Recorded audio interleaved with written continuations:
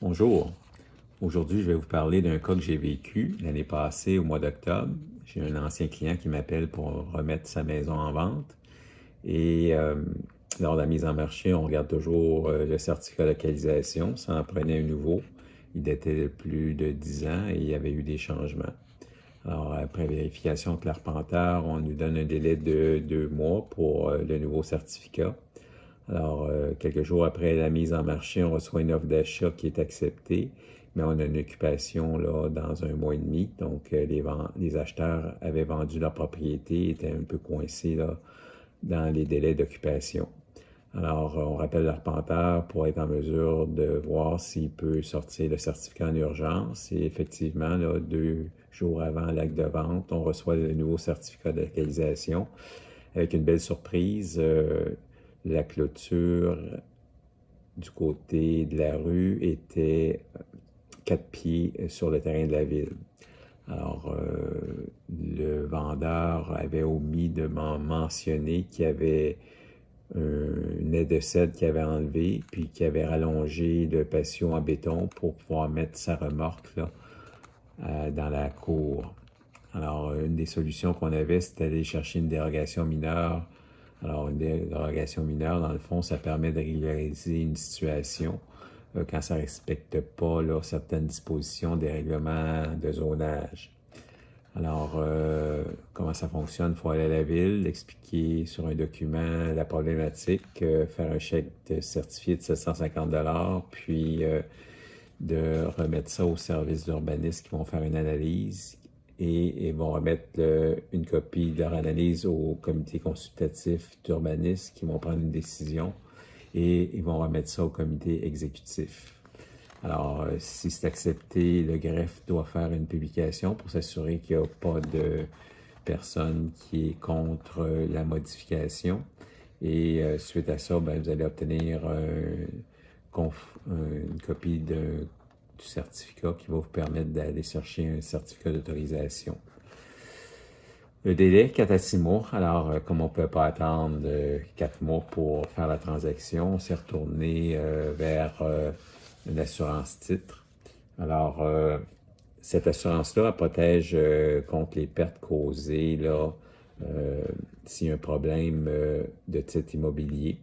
Elle peut se prendre aussi bien dans des transactions commerciales ou résidentielles et aussi bien aussi les transactions d'achat de propriété ou de renouvellement de financement d'hypothèque. Alors, il y a plusieurs types d'assurance titres. Comme je disais, ben, la majorité se prennent au moment de l'achat. Alors, c'est une protection équivalente là, pour le prêteur hypothécaire à la valeur marchande là, de votre immeuble au moment où vous l'avez acheté. Il y a des protections supérieures qui existent pour couvrir l'augmentation de la valeur de la maison.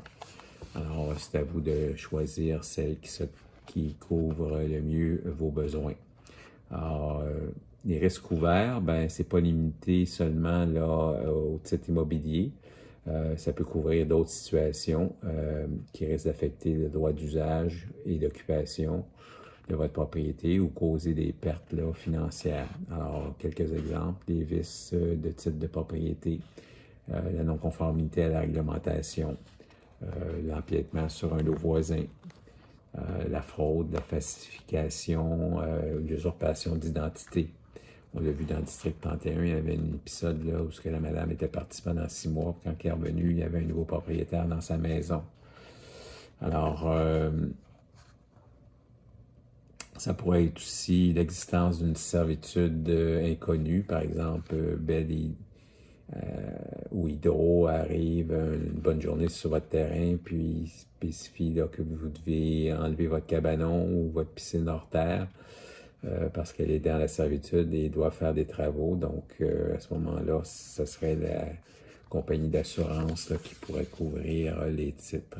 Donc, ça affecte tous les problèmes de titres qui pourraient faire nuire à la possibilité de vendre ou d'hypothéquer un immeuble. L'assurance titre, elle couvre le coût des frais juridiques, les autres coûts associés à une réclamation visant à faire clarifier un titre de propriété. La couverture de ces frais s'ajoute là au montant des indemnités que l'assureur s'engage à débourser lorsque survient un risque couvert qui ne peut être corrigé autrement. Donc, pour être indemnisé là, de sa perte, l'assuré doit démontrer là, qu'un risque assuré est survenu et établir l'ampleur des dommages subis. Il n'y a pas non plus à démontrer là, que la perte découle de la faute d'un tiers. L'avantage, c'est qu'il n'y a pas de franchise à payer. Donc, on peut acheter une assurance titre à tout moment. Cela est plus fréquent lorsqu'on achète un immeuble ou quand vous renouvelez votre prêt hypothécaire. Ça demeure naturellement en vigueur tant que vous êtes propriétaire et c'est pas transférable malheureusement. Ça protège aussi quand on la prend pour le prêteur. À ce moment-là, elle est bonne jusqu'à temps que l'assurance, que l'hypothèque finisse. Alors,